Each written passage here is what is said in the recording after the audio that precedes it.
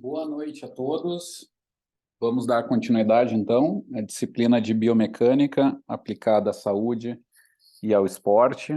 Sou o professor Leonardo Tartaruga e hoje a aula é sobre biomecânica do envelhecimento, aula 24, referente ao dia 15 de março de 2023. Vamos começar aqui carregando o arquivo. Na aula de hoje, então, vamos abordar os seguintes tópicos relacionados à biomecânica do envelhecimento. A aula vai ser baseada nos sintomas motores principais ou cardinais relacionados ao envelhecimento, que são a locomoção, caminhada e corrida, o equilíbrio do ponto de vista estático e dinâmico, e força e potência. Como introdução, é importante lembrar que o envelhecimento é um desafio para a saúde pública, né? A Organização Mundial da Saúde trata a questão do envelhecimento como um dos desafios do milênio, né? E as suas relações também com a mobilidade. Por exemplo, cidades são organizadas para melhorar a mobilidade e os ganhos em mobilidade têm alta relação com ganhos em dois aspectos, tanto do ponto de vista ecológico, com menor emissão de carbono, quanto do ponto de vista de saúde pública, de carga sobre a saúde pública e saúde em geral.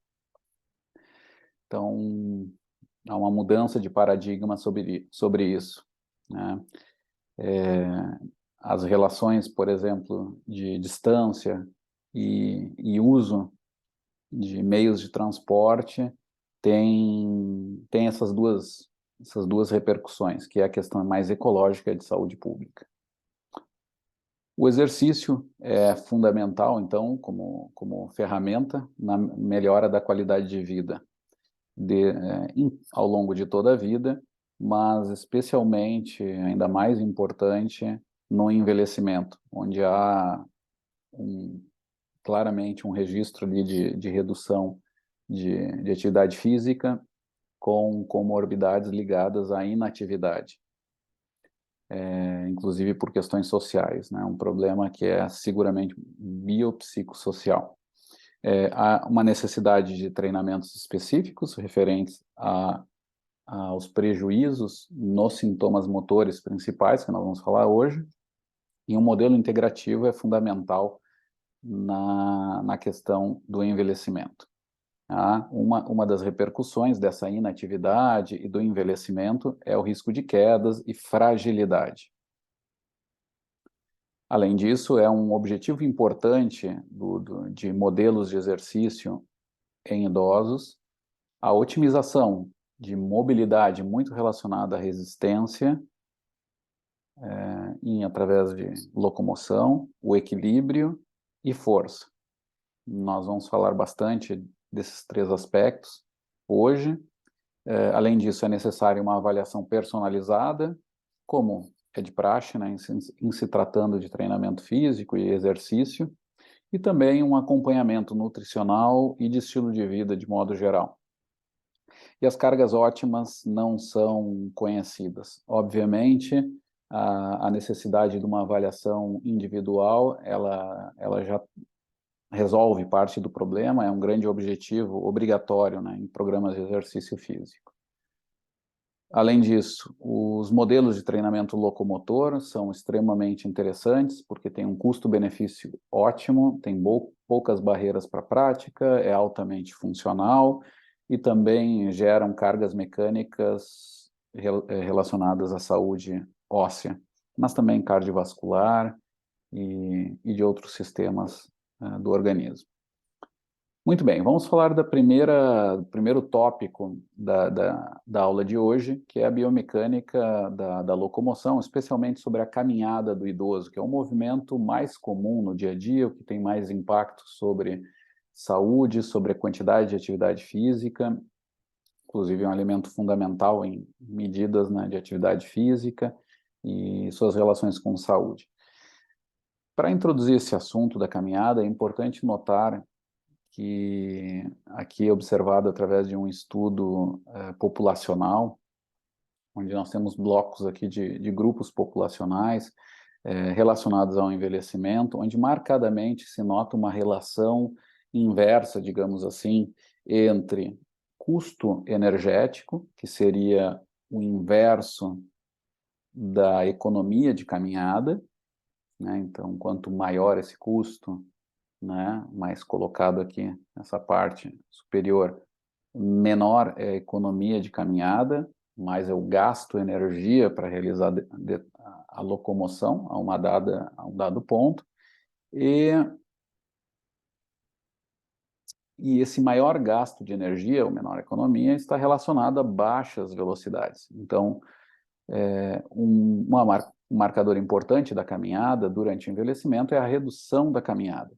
E essa redução, per se, independente de outros fatores, ela é já um fator importante para entender por que o idoso gasta mais energia para realizar essa tarefa em baixas velocidades. Idosos treinados, ou com menor prejuízo na habilidade de caminhar, ou seja, que caminham com desempenho de caminhada maior, né, maior velocidade, gastam menos energia para essa tarefa. Tá? Muito bem. Aqui nós observamos também, agora um mesmo gráfico, né, de custo metabólico de caminhada, joule por metro percorrido, como uma função da velocidade de caminhada. E observamos aqui uma curva mais completa, com dados de custo, inclusive em mais altas velocidades, não só nas velocidades autosselecionadas, mas também impostas, velocidades maiores. E aí nós temos um quadro, né, que é bastante conhecido, que é do custo metabólico em forma de U, quando expresso como uma função da velocidade, né? Então, aqui observamos a velocidade ótima de caminhada e idosos, claro, com um custo maior em relação a grupos comparadores, adultos, jovens. E aqui, novamente, essa relação inversa na fase descendente da curva aqui, né? Aqui tem um exemplo do grupo Parkinson, então, doença neurodegenerativa bastante comum, mas hoje nós vamos falar sobre a questão do idoso, né? que indica novamente essa questão do quanto mais distante eu estiver desse ponto ótimo de caminhada, ou seja, mais para a esquerda, onde eu autoseleciono minha caminhada com um ritmo muito baixo, o preço é um pagamento em economia. Bom, que mudanças biomecânicas nós temos importantes na caminhada de idosos? Uma delas é a velocidade reduzida, especialmente relacionada a uma redução do comprimento de passo. Aliado a essa redução do comprimento de passo, nós temos uma limitada amplitude de movimento, não só, obviamente, de membros inferiores, que são quadril e tornozelo, principalmente, mas também de tronco. Nós temos uma menor redução, inclusive em processos maiores de redução de mobilidade, nós temos inclusive um enrijecimento do tronco, né, e uma menor oscilação de cinturas, né, de cintura pélvica e cintura torácica, muitas vezes levando a uma caminhada em bloco, digamos assim, do tronco, que induz a uma redução de marcha, a um movimento bastante prejudicado. Além disso, nós temos uma ação reduzida de gastrocnêmios, onde já sabemos lá da aula de marcha, que é um potente propulsor à frente, né, da musculatura dos flexores plantares, e também uma condição de maior cocontração de membros inferiores. Então, especialmente os músculos propulsores agindo na caminhada, eles geram um maior nível de ativação em concomitância entre agonista e antagonista, né, nas articulações de membro inferior. E esse é um dos principais fatores do maior gasto de energia em idosos, em comparação a grupos jovens. Outra adaptação importante da biomecânica de marcha de idosos é a maior amplitude de passada, que significa a maior distância médio-lateral entre os pés ao longo de um ciclo de passada. E isso é uma estratégia, esse aumento de amplitude médio-lateral, ou amplitude de passada, ela é uma compensação do idoso frente à redução de estabilidade dinâmica do idoso. Aqui nós temos um exemplo de uma avaliação de idosos feita no laboratório do grupo de pesquisa Locomotion, onde há uma análise cinemática aqui, tridimensional, com a sua reconstrução de análise, e também uma análise de eletromiografia, da musculatura de membros inferiores, que nós vamos falar um pouco hoje. Aqui temos o exemplo do mesmo sujeito realizando o exercício com atividade eletromiográfica, aqui o registro acontecendo. Ok? Muito bem. Como um exemplo de estudo que eu queria trazer também para envolver um pouco da prática assim, de modelos de treinamento, muito interessante do ponto de vista biomecânico aplicado à marcha em idosos, é um estudo que propõe a adição na marcha, no treinamento em esteira, de uma força horizontal de frenagem, né, nos sujeitos. Então, aqui claramente na figura tem aqui a corda presa ao sujeito, a um cinturão no aluno, no idoso, onde ele caminha, e nesse estudo aqui eles conseguiram realizar o seguinte: tinha um grupo de idosos, que seria um grupo controle comparador, apenas caminhando livremente na esteira, e esse grupo, o experimental, caminhando na esteira, mas adicionado dessa força impeditiva, essa força de frenagem, então segurando ele atrás, né? Portanto, tendo que fazer mais força horizontal para se deslocar à frente. Mas o interessante é que eles controlaram a intensidade metabólica nos dois grupos, caminharam a uma mesma intensidade. Significa que o grupo que tinha a corda impeditiva caminhava em velocidade menor, a fim de compensar essa diferença energética. Eles treinavam em mesmas intensidades metabólicas, a carga de treino era semelhante. O que mudava era apenas essa linha de forças externas, tá? E com essa força adicional.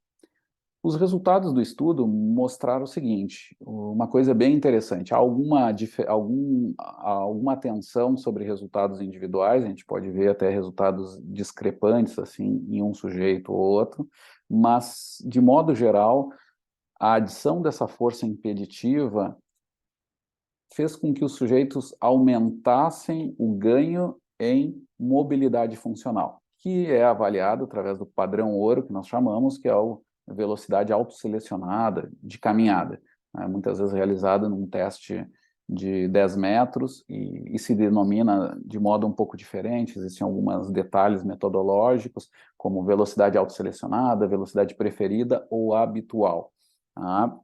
Mas, independente desses detalhes metodológicos, o importante é que a velocidade de marcha aumentou mais para o grupo que treinou com essa força adicional. Além disso, o comprimento de passada aumentou nesse grupo, tá? Em comparação ao grupo controle também, e em relação sempre entre o pré e pós. E uma coisa muito interessante desse estudo foi de que, além de ganhos em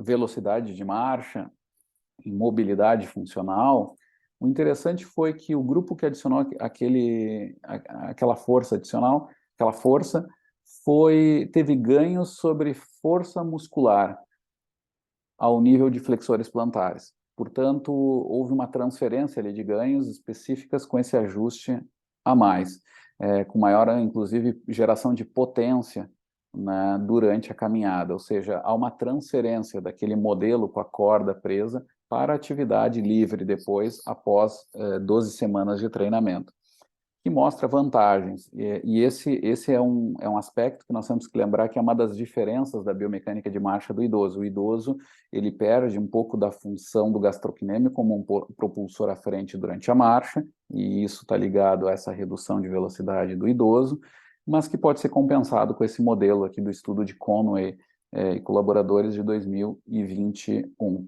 A força isométrica nesse grupo muscular aumentou também, a velocidade máxima de caminhada, o TC6 também, o teste de caminhada de 6 minutos, que é um indicador, é um teste indireto de capacidade aeróbica também, foi maior nesse grupo. Então, mostrando muitas vantagens, adicionando esse elemento que é baseado numa evidência biomecânica clássica da caminhada de idosos.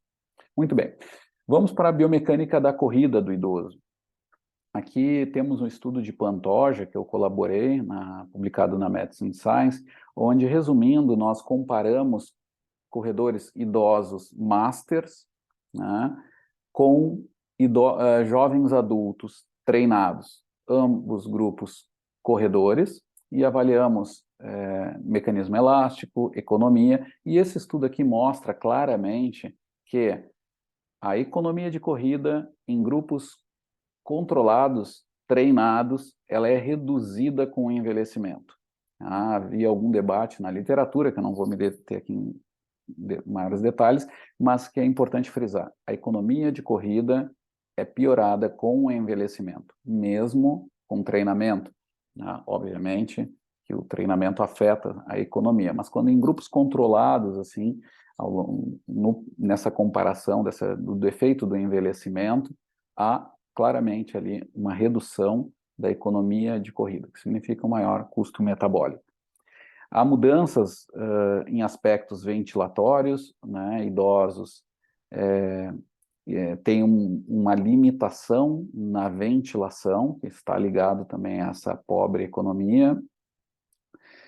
Também há uma limitação ali em economia relacionada especialmente à musculatura ventilatória. E do ponto de vista mecânico, um dado interessante, a frequência de passada não é modificada em grupos altamente treinados. Nós vamos ver que depois, avaliando idosos versus jovens adultos, ambos sedentários, há uma grande diferença na frequência de passada, ou seja, a frequência de passada parece ser bem modulada pelo treinamento em consonância com o processo de envelhecimento. Então, idosos treinados parecem reduzir o prejuízo sobre frequência de passada, enquanto que o idoso sedentário, processo de envelhecimento com uma baixa exercício físico, baixo treinamento, parece levar a um aumento dessa frequência de passada. Depois nós vamos ver que repercussão biomecânica é essa. O ritmo autoselecionado desses dois grupos foi claramente maior para jovens. Os jovens escolheram correr, lembrem, corredores treinados a 13,5 km por hora, idosos foi de 11,5 km por hora. Do ponto de vista biomecânico, o trabalho, aqui nós vemos o trabalho externo de jovens em preto, e também o trabalho, os dois componentes do trabalho externo, que é o trabalho forward, ou trabalho horizontal, que eu gasto de energia para movimentar meu centro de massa, acelerando ele à frente e frenando ao longo da passada, e também o trabalho mecânico vertical, que ele é principalmente relacionado à variação de altura, à oscilação vertical do corpo. E claramente nós vemos que jovens geram maior trabalho externo do que idosos. Aqui nesse grupo não há treinamento envolvido, aqui são grupos de jovens e idosos em cinza aqui, destreinados, sedentários. Por outro lado, o trabalho vertical não muda, então o trabalho externo é menor em idosos devido ao menor trabalho vertical. O trabalho vertical aqui em cinza, passando embaixo dessa linha tracejada preta aqui dos jovens, dá o principal fator explicativo da redução do trabalho externo com idosos, em comparação a jovens. E, como repercussão, nós temos que idosos apresentam um menor comprimento de passada, reduzido. Que pode ser compensado com treinamento, porque a compensação disso vai ser em termos de frequência de passada, que logo vamos ver agora nessa figura. Aqui nós temos o trabalho total, trabalho mecânico total, lembrando, é um trabalho mecânico em função de velocidades avaliados aqui de mais ou menos 3 km por hora até 20 km por hora e um pouquinho mais, mas em jovens em idosos até 17 km por hora. E aqui nós vemos claramente que o trabalho mecânico total ele é menor em velocidades muito baixas, mas em velocidades de corrida mais normais elas se equiparam e o idoso tem um aumento abrupto aqui, né, no seu trabalho total, que também é um indicador de uma causa ali de redução de possibilidades de velocidade no idoso. Tá? E esse aumento desse trabalho abrupto está muito relacionado, nós vimos que o trabalho externo cai, mas o outro componente do trabalho total, que é o trabalho interno, relacionado à quantidade de energia mecânica que eu gero para movimentar braços e pernas em torno do meu centro de massa, ele é aumentado, é bastante aumentado. Vejam aqui em relação a jovens. Os dados de jovens está aqui, o do trabalho interno, e o do idoso está aqui em cinza. Vejam que o trabalho externo foi o que a gente viu na outra figura, do idoso compensa ele sendo menor. Mas essa compensação funciona ali até uns 13, 14 km por hora. Depois, o idoso começa a ter um trabalho muito alto devido a esse alto trabalho interno. E esse trabalho interno, por causa dessa alta frequência de movimento, ele é um limitante de exercício, né? Então, essa é outra forma de enxergar isso. Trabalho externo menor do idoso, sempre em comparação aos jovens. Trabalho interno maior, até mais do que compensando em velocidades intermediárias para mais altas.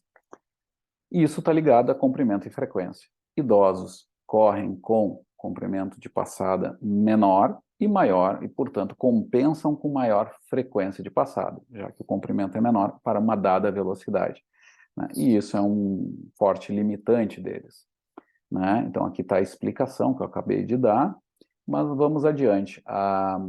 Portanto, a economia de corrida de idosos é piorada, assim como era na caminhada, devido a um mecanismo elástico piorado.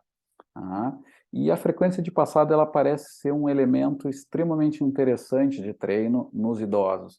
A manutenção dessa frequência e, portanto, também do comprimento do idoso pode ter repercussões, inclusive com treinos específicos que ainda não são muito claros do ponto de vista da ciência, mas que do ponto de vista do treinamento fazem muito sentido. Treinos de força, força rápida, força máxima, força rápida, como já visto em jovens, em treinados, em corredores recreacionais, inclusive, mas em idosos tem um potencial muito grande. Tá? Muito bem. O segundo ponto cardinal, assim, do ponto de vista de funcionalidade, é a questão do equilíbrio, né? Nós vamos ver, então, estático e dinâmico hoje. Vamos lembrar de conceitos, falamos bastante disso lá nos conceitos iniciais, nós vamos relembrar. O equilíbrio é uma condição onde o somatório de forças externas é zero. Além disso, tem aquelas questões físicas, né, muito ligadas a um equilíbrio mais estático, né, mais facilmente compreendido, que é com o centro de massa, a projeção do centro de massa na sua base de suporte, né, do organismo. Tá? E isso vai indicar forças externas que no seu somatório vão chegar a um ponto também de equilíbrio, e portanto é igual a zero, digamos assim. Pois bem, a estabilidade é algo mais dinâmico, um pouco mais complexo, é um construto do controle motor, de forma geral, do organismo durante o movimento, onde seu conceito é considerado como a capacidade de um corpo de retornar ao equilíbrio ou à posição original após ter sido deslocado. Então, é uma capacidade que envolve muito situação dinâmica, situações onde eu me coloco em mobilidade, lembrando, né, da relação inversa entre mobilidade e estabilidade, mas que eu posso chegar também à estabilidade se eu consigo, né, esse organismo ele consegue voltar à sua posição inicial, e isso é uma característica forte de estabilidade. A caminhada é um exemplo disso, de situações de desequilíbrio e reequilíbrio, que no sentido mais complexo aqui seria de estabilidade, situações de mobilidade, quando eu tenho o apoio simples, né, e meu centro de massa, a projeção do meu centro de massa passa sobre o ponto de apoio do pé, mas logo é fora dele, né, então tem uma situação de mobilidade ou baixa estabilidade, mas que com o apoio da perna de balanço que vem à frente, fazendo o duplo apoio, eu alcanço uma estabilidade. Essa é uma situação de equilíbrio, né, e de estabilidade. Muito bem. Como introdução ainda, o controle do equilíbrio ele é essencial para movimentos acurados ou precisos, né, movimentos detalhados, controlados, e locomoção, e habilidade de se locomover, como eu expliquei. Uma questão importante ligada a isso, à saúde, é o risco de quedas, né, porque isso impacta sobre a autonomia e funcionalidade do idoso. O idoso perde equilíbrio, ele começa a caminhar mais lentamente, ele executa menos movimentos, ele reduz sua atividade física, e isso tem um efeito ali cumulativo sobre a saúde dele de forma geral, e, consequentemente, impacta custos de saúde pública. E próprio situação de quedas é uma situação de extrema atenção para os idosos, e lembrando que evolutivamente nós temos essa característica, esse design do nosso corpo que não foi feito para as posições de equilíbrio, como muitos animais quadrúpedes, né? Então isso, na questão do envelhecimento, se torna um fator de extrema importância, pelo grande risco de quedas, e suas repercussões sobre a saúde, né? Suas repercussões aí em redução de saúde de forma geral. Uma forma de se avaliar isso, do ponto de vista estático, é a estabilometria, tá? Ou a avaliação de equilíbrio, né, em posição estática. Tá? Que alguns biomecânicos mais chatos, costumam dizer que é um equilíbrio semi-estático, porque o corpo não está exatamente parado, né? Mas, de forma geral, ele é mais estático, né? Porque o corpo ele parte de uma tarefa de permanecer parado, né? Sem movimento. Aqui nós temos um exemplo do diagrama que faz o centro de pressão, que é um padrão ouro para essa medida, numa avaliação em plataforma de força. Ela também pode ser realizada em plataformas de pressão plantar, mas o padrão ouro é a plataforma de força, onde o indicador é o centro de pressão ao longo do tempo. Aqui nós temos um zoom dessa figura aqui, onde tu tens deltas, e um dos parâmetros que pode se avaliar são amplitudes de movimento, tá? E também, a derivação disso, né, que é a velocidade do COP, como nós dizemos, dessa trajetória ali do centro de pressão no solo. Lembrando que isso é uma projeção, né, no solo. Muito bem. Se avalia também variáveis que vêm desse sinal no domínio da frequência, também se avalia a mediana da frequência, ou um dado um dado quartil, né, da quantidade do espectral desse sinal, da informação mais de alta ou baixa frequência desse sinal. Ele tem indicadores importantes de equilíbrio também, mas os achados de mais alto nível, assim, em termos de meta-análise, evidência entre jovens e idosos, indica claramente que a velocidade, ou a primeira derivada da posição, ou amplitude do COP, ele é um melhor marcador para jovens, entre jovens e idosos, ele expressa melhor as diferenças de equilíbrio, e também é algo comum na avaliação do COP, né, ou do equilíbrio, é a execução de olhos abertos ou olhos fechados. E quando a gente faz isso, nós conseguimos trabalhar com mecanismos de controle postural. Nós temos 3, que é o visual, né, que ali eu consigo trabalhar, controlar ele, olhos abertos, olhos fechados, e também o somatosensorial e o vestibular, né? Então, quando eu fecho os olhos, eu consigo controlar, de certa forma, e deixar o papel ali um pouco maior para os sistemas somatosensoriais, que tem a ver com propriocepção também corporal, e o sistema vestibular, que é bastante importante para o equilíbrio. E de olhos fechados, ele é um marcador também importante aí de equilíbrio, ele é mais sensível às diferenças entre jovens e idosos. Tá?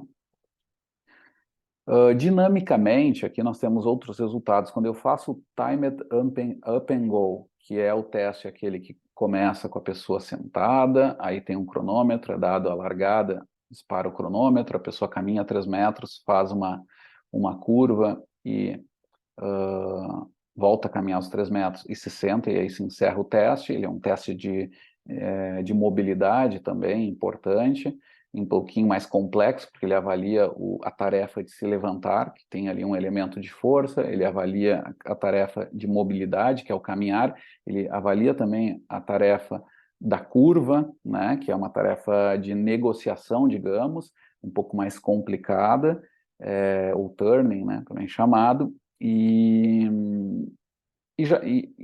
bom, e aí depois tem o resto também de sentar e tal. Então é uma tarefa um pouco mais complexa, bastante interessante do ponto de vista da mobilidade e de saúde de forma geral. Em muitos estudos, ensaios clínicos de idosos, ela é usada como um desfecho primário, porque ela é mais complexa, ela indica várias tarefas que podem estar relacionadas, que estão relacionadas às tarefas, movimentos do dia a dia, né, nos idosos. E bom, nesse teste já foi observado pelos nossos colegas da PUC, coordenado aí pelo professor Regis Mestre, né, que em idosos longevos, né, então com uma idade avançada, ali acima de 90 anos, o risco de quedas ele parece ser melhor predito, não pelo teste de desempenho total, que é do cronômetro, mas sim pelo tempo do turning, pelo tempo da execução da curva aqui. Então, desde que passa por um ponto aqui lateral, até ele passar pelo outro ponto aqui, fazendo aquele giro de 180 graus.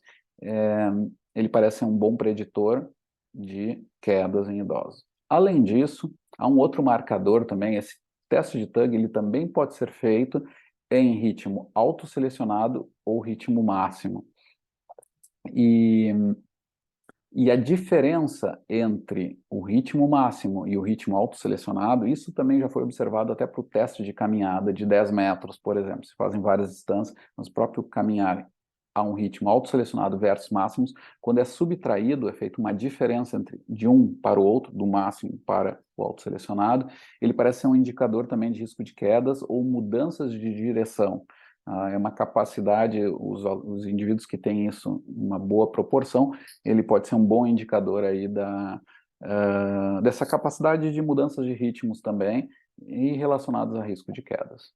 Tá? Muito bem, continuando então. Como treinar equilíbrio? Claro, principalmente o equilíbrio ele é uma capacidade coordenativa, né? Então, treinamentos de equilíbrio em si já são interessantes. Em terrenos instáveis, pistas de obstáculos, treinamentos de equilíbrio com dupla tarefa, né, que pode ser motora a motora, que é desafiante, mas também motora cognitiva, tá, extremamente interessante. Os achados, eles, em alguma forma, eles ainda são incipientes, mas mas prometem, né, bons resultados, onde a tarefa do equilíbrio ali é um desafio para o sistema nervoso central, para os sistemas somatosensoriais e vestibular, né, inclusive com o visual, por exemplo, realizando uma tarefa que é muito comum no dia a dia, de usar o celular, por exemplo. Né? Então, executar essas tarefas, elas parecem extremamente interessantes. Ainda faltam muito modelos de estudo, etc., mas nós temos, novamente, a ciência, né? As nossas ciências do exercício, fisiologia, biomecânica, para nos ajudar a entender ordens de complexidade no treino, etc. Inclusive, nós no CREM, né, no Centro de Referência de Envelhecimento e Movimento, estamos executando aí um ensaio clínico com avaliações por exemplo, da caminhada nórdica, executando duplas tarefas ou não, sem realizar. Inclusive, estamos propondo para outros programas, inclusive dentro da água também, a realização dessa dupla tarefa ou não, no equilíbrio, né, e mais alguns programas. Bem interessante. Outro modelo de treino que pode ter um resultado bom para o equilíbrio é o treinamento multicomponente. É um treinamento um pouco mais atual, embora também já se venha usando aí há muito tempo, onde eu também vario ali as capacidades condicionantes e gero situações também desafiantes para o meu aluno. Tá? Treinamentos de força tem relação direta com equilíbrio, tá? Mas é importante lembrar que tanto no multicomponente, ou até no conceito do multicomponente já é mais fácil de entender isso, mas também nos treinos de força, treinos de, por exemplo, de força mais central, ou core training, é, há uma necessidade que os programas de treinos de força em idosos, eles eles tenham sempre uma direção, não significa que precisam ser apenas sobre isso, mas uma direção em termos de objetivos funcionais, obviamente, né? Aqui nós estamos falando de saúde, né? Então, nesse caso, o que é funcional do ponto de vista da saúde são as atividades da vida diária, executar as tarefas em ambientes muitas vezes desafiantes, com variação de obstáculos, com mudanças de direção, com ambientes instáveis, irregulares, e também dinâmicos, com movimentos que desafiam o sistema nervoso para gestos complexos, né? Tudo graduado, também sem esquecer de treinos mais de base, por exemplo, com a musculação tradicional, com pesos, etc., até pela questão de segurança, mas que, se bem periodizado, também levando para pesos livres, situações mais ginásticas, por exemplo, com sustentação de peso, que se assemelhem de alguma forma também às tarefas do dia a dia. Tá? Muito bem. E o último aspecto que eu vou falar aqui é sobre a biomecânica da força, né, dessa capacidade condicionante. Aqui eu não vou me deter a falar de uma biomecânica que seria até uma certa redundância, né? A biomecânica em si é o estudo do movimento humano a partir das leis da física. E uma das variáveis que vão dar aí os princípios e leis da física é a compreensão da variável força. Só que nesse caso eu vou falar da capacidade condicionante advinda da teoria do treinamento físico. Tá? Então, importante a gente lembrar disso, né? Portanto,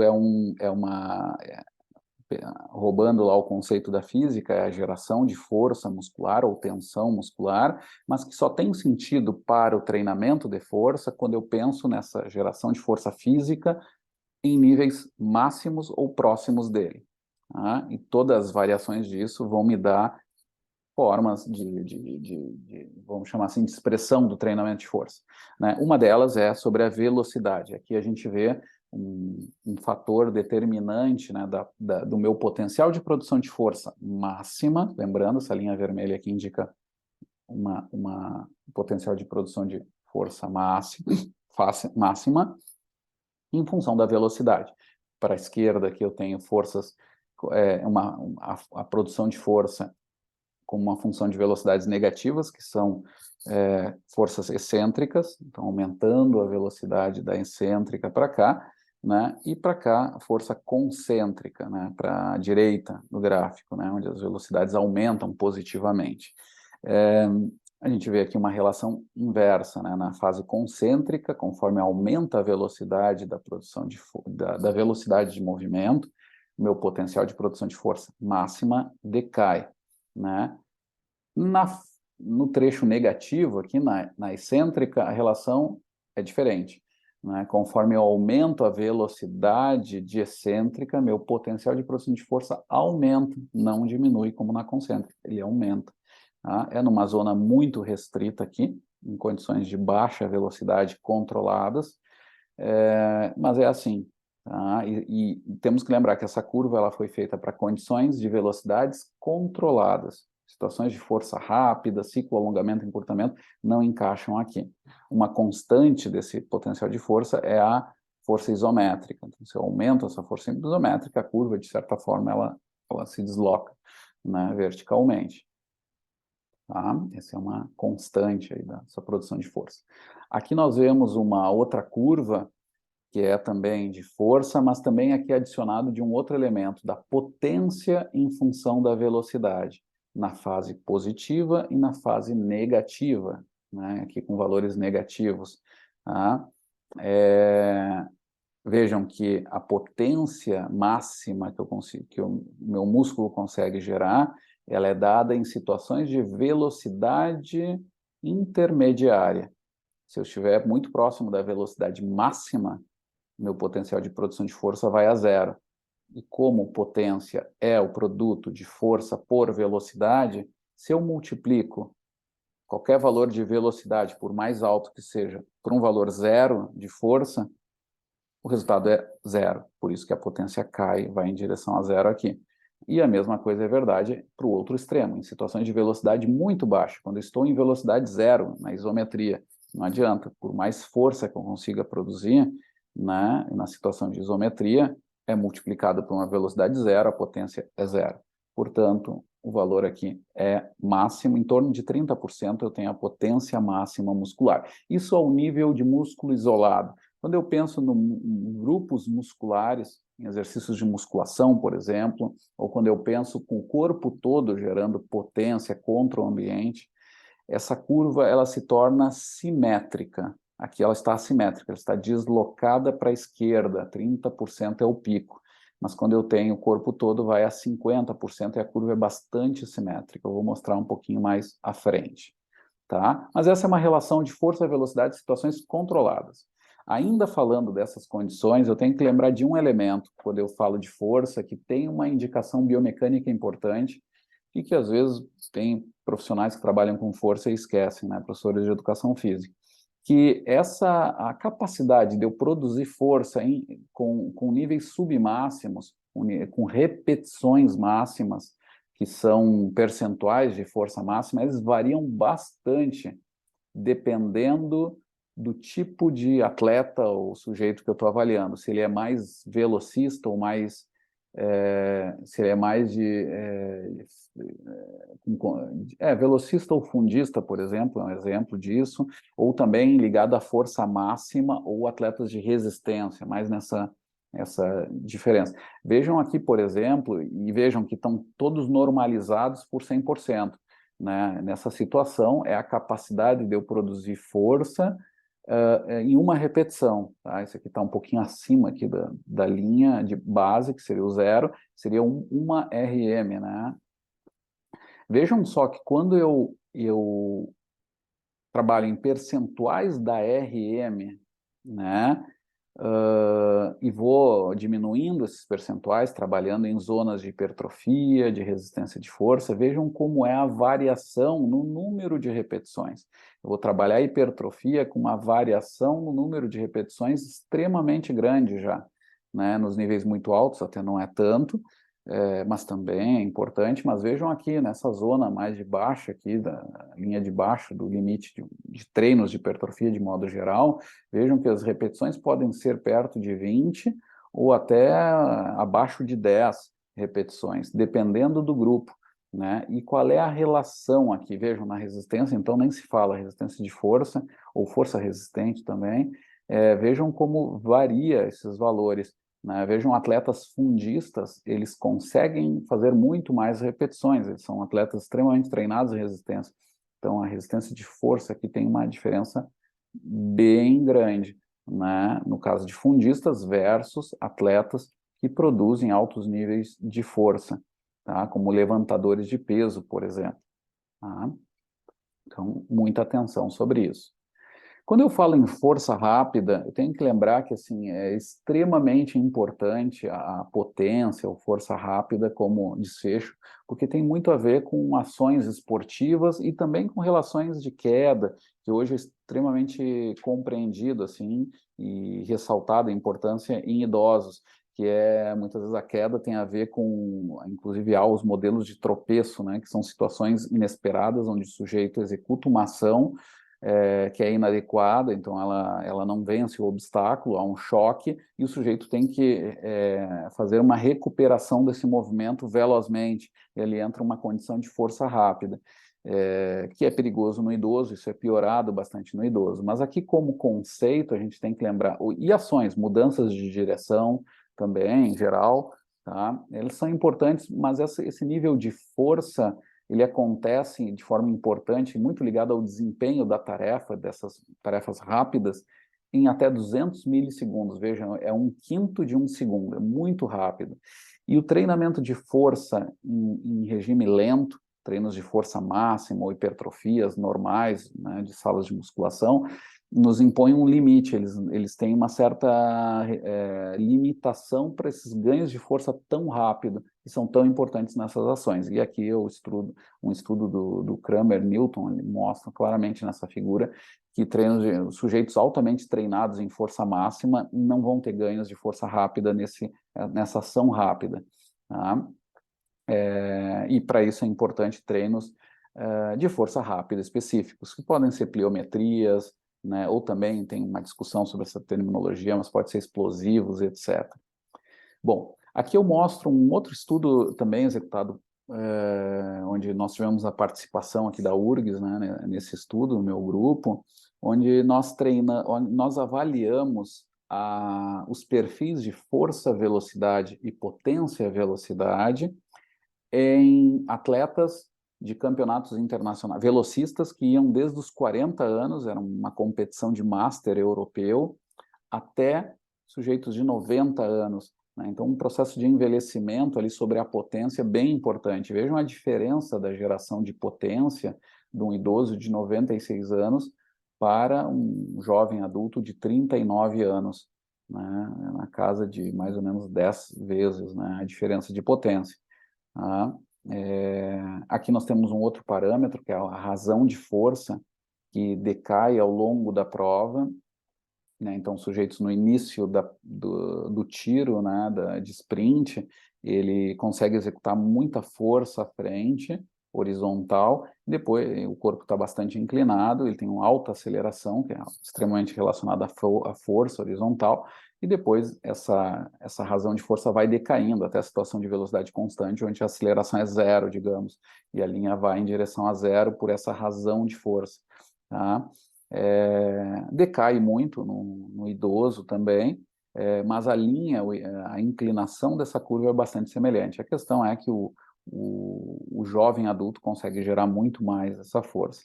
Além disso, também foram feitos estudos com treino resistido para os sprints, né? E foi avaliado ali a potência máxima, que é executada mais ou menos 20% de peso, 20% do peso corporal do sujeito. Tá? Mas há que se cuidar, tá? Que um erro básico é pensar que, bom, determinando essa potência máxima do meu aluno, do meu atleta, eu só tenho que treinar nesse regime de potência máxima. Cuidado, não é bem assim. Eu posso trabalhar também com pontos fracos do meu aluno. Meu aluno tem pontos fracos, por exemplo, sobre a geração de velocidade para gerar potência, ou seja, em regimes de alta velocidade ele perde um pouco em potência.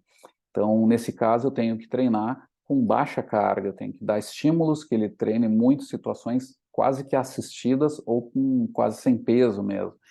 Ou pode ser o contrário, um atleta que tem uma base fraca de força e eu posso usar o sled towing, o trenó, usando maiores cargas, então dando um estímulo maior para melhorar mais o aspecto na zona de baixa velocidade. Pode ter relação, por exemplo, com as situações iniciais de sprint, onde há um regime de relativa baixa velocidade, maior força, isso pode ser interessante para esses atletas. Tá? Um outro aspecto do ponto de vista biomecânico aqui, que ultrapassa um pouco também é chamado neuromuscular, ou de controle motor de forma geral, relacionado ao treino de força, e aqui eu amplio, que muitas vezes é dado só por um aspecto ou outro, os ganhos de controle motor, eles são, com treinamento de força, são ligados a dois aspectos. Um deles intramuscular, mais interno, aquilo que a gente estuda muito até em fisiologia, por exemplo, que está ligado a ganhos de força em treinos ligados ao aumento de unidades motoras ativadas, mas também aumento de frequência, aumento de sincronização a padrões que hoje, com a eletromiografia de alta densidade, tem se observado, de um controle muscular, uma orquestração intramuscular bastante importante, tá? Mas é uma avaliação um pouquinho mais, vamos chamar assim, de microscópica, um pouco mais interna, mas também há aspectos de coordenação intermuscular, que a gente não pode esquecer, que vai ter muito impacto sobre a eficiência de transmissão, sempre naquela relação de eficiência do muscular, né, e a de transmissão, nesse segundo caso, seria mais de transmissão, onde há, por exemplo, uma orquestração de músculos ativando em sinergia, né, para otimizar um determinado ganho, e há também um parâmetro ligado à cocontração, tá? de antagonistas, que com um treino de força normal em sujeitos inicialmente destreinados, há claramente ali uma redução dessa cocontração, né, uma menor ativação de músculos antagonistas em relação ao agonista, e isso é vantajoso, né? Há também uma adaptação que o Bompa chama de uma adaptação anatômica, onde atletas ou sujeitos que não são treinados, ou há um déficit grande de força em determinado grupo muscular, às vezes acontecendo em músculos não músculos que são não os antigravitários, tá? Por exemplo, flexores de joelho, há um tremor ali fisiológico que é muitas vezes percebido, e esse é um sinal de uma redução, né, um prejuízo em coordenação intermuscular, que muitas vezes, depois, logo de semanas de treinamento, é diminuído. Tá? Isso também pode estar ligado à fadiga muscular também, né? Mas aí já é um pouquinho mais fora dos treinos tradicionais de força, digamos assim. Tá? Aqui eu trago um elemento que eu acho que nós já conversamos em aula, tá? Que é como determinar cargas e zonas de treino de força rápida através de um processo de testes progressivos, um teste incremental progressivo de saltos em profundidade, ou drop jumps, né? Onde eu começo com bancos de altura baixo, eu vou aumentando a altura do banco e vou fazendo aquela queda e o salto, e aqui eu tenho o desempenho desse salto, onde há uma zona ótima, esse ponto ótimo de altura é dependente de treinamento, mulheres muitas vezes têm um pouco mais baixo do que homens, mas o treino em si é bastante importante, e me define 3 zonas importantes, uma em zonas de baixa altura, ou até aqui quando é 0, é algo próximo de um salto em contramovimento, e mais ainda para cá eu teria, né, não é negativo, mas seria um squat jump, por exemplo, ou squat com cargas, tudo muito lento, e tudo isso aumentaria minha potência muscular, e aí eu teria zonas até de ganhos de potência, até com o squat com carga, né? Existe uma determinada zona ali de potência máxima, mas que é extremamente muscular, ou cai em dimensão lenta. Nesse caso não é nem cai do squat, né? Mas são situações onde o componente ativo da geração de potência ali de exercícios, ele é bastante acionado. Na zona intermediária, próxima da altura ótima de salto, eu tenho ali a potência elástica, um cai rápido, é onde eu consigo ser mais reativo e ter um melhor desempenho de salto, onde o meu sistema musculoesquelético está otimizado para a tarefa de situações de saltos, né, de alto desempenho nesse sentido. Podem ser horizontais, verticais, ou mudanças de direção também muito efetivas, né? E também tem uma zona que é um pouco mais perigosa, que é uma carga mecânica muito alta, isso que são para sujeitos treinados, eles têm que ser experientes, inclusive com treinos excêntricos anteriores, de base, não de saltos, excêntricos, mas também de saltos normais, tá, para poder se treinar isso, que é o treino de potência negativa, que atletas do atletismo, com triplistas, por exemplo, saltadores, muitas vezes fazem, que são de alturas bastante grandes, onde o desempenho até cai, e ali a ação excêntrica é o foco. Tá? Ele fica mais lento o movimento na excêntrica, por isso que o resultado não é tão bom de altura, mas é extremamente importante como um treino de base. Tá? Para muitos saltadores, e talvez para triplistas não seja tão base, assim, talvez seja um pouco mais importante, mais específico, tá? Não tanto de base geral. Mas para a grande maioria de atletas pode ser uma alternativa boa, inclusive em fases de desenvolvimento. Esse é um tipo de treino mais difícil de executar em atletas que já treinam, que tem muita carga mecânica. Então, portanto, há uma tendência a se usar eles em fases que sejam mais iniciais, assim, de um nível competitivo, nível alto já, né?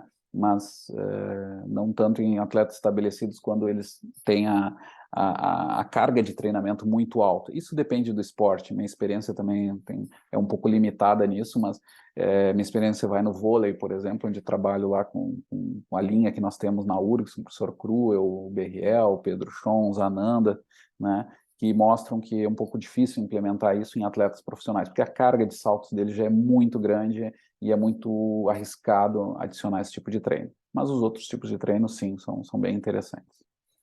Aqui eu tenho uma relação que eu chamava quando eu dava aula de treinamento, que era do contínuo de métodos de treino. Então, aqui não, o assunto é treinamento, biomecânica da força, né, ou ligado a treinamento de força. Mas é um elemento bem importante se eu entender isso aqui, porque isso que vem de uma análise física, biomecânica importante.